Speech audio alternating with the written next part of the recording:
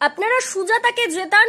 বাঁকুড়া বিষ্ণুপুরে যতদিন তৃণমূলের প্রতিনিধিরা থাকবে ততদিন আমরা আপনার লক্ষ্মীর ভান্ডারকে বুক দিয়ে আগলে রাখবো, বললেন তৃণমূলের second in command Abhishek Bandyopadhyay. বৃহস্পতিবার বাঁকুড়ার বেলিয়াতোর হাই স্কুল মাঠে বিষ্ণুপুর লোকসভা কেন্দ্রের তৃণমূল প্রার্থী সুজাতা মণ্ডলের সমর্থনে এক নির্বাচনী সভায় বক্তব্য রাখতে গিয়ে তিনি ওই কথা বলেন।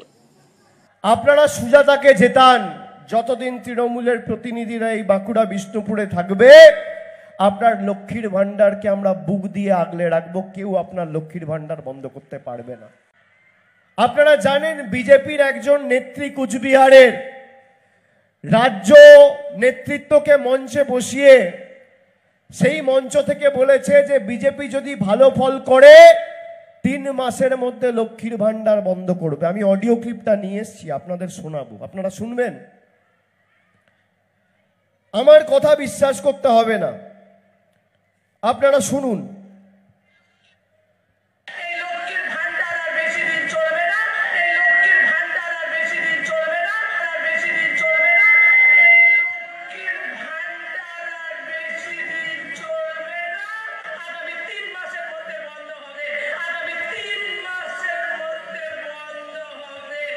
শুনেছেন সবাই?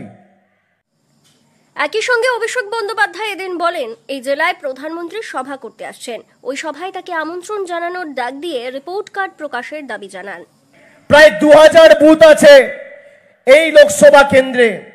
সৌমিত্র খাকে বলবো এখনো 25 তারিখ যদি ভোট হয় প্রায় 8 দিন সময় আছে।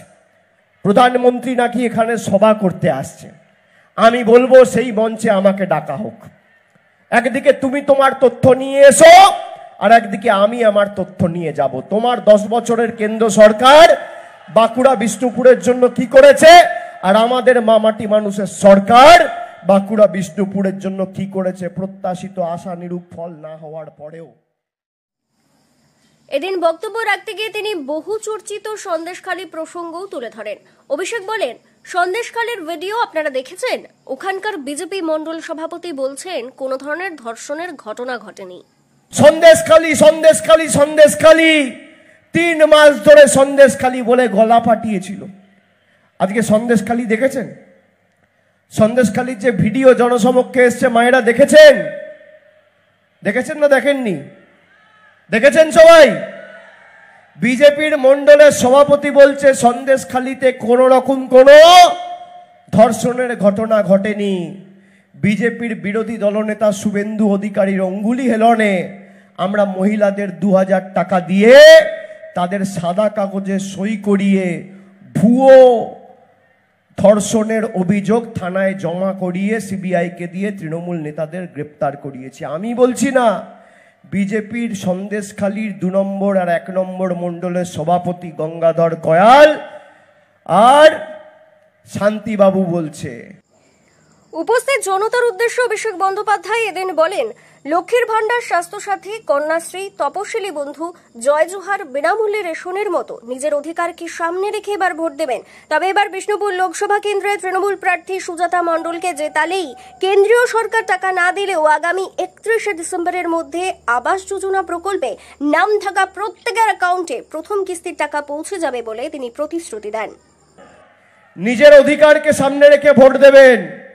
লক্ষ্মীর ভান্ডার, স্বাস্থ্যসাথী, কন্যাশ্রী, তপশিলি বন্ধু, জয় জোহার, বিনামূল্যের রেশন আর আবাস সব হয়েছে, খালি আবাসটা বাকি আছে।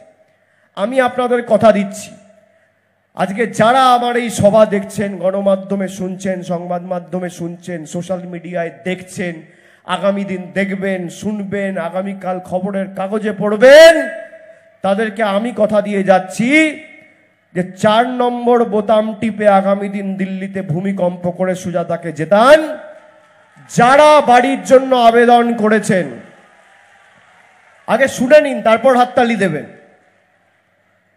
4 নম্বর বোতাম টিপে দিল্লিতে ভূমিকম্প করে সুজাতাকে জেতান।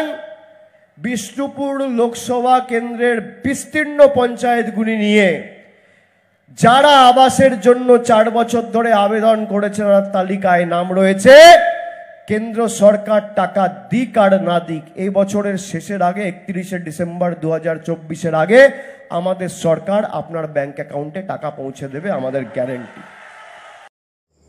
ব্যুরো রিপোর্ট, দক্ষিণ বাঁকুড়া দর্পণ, বেলিয়াতোড়।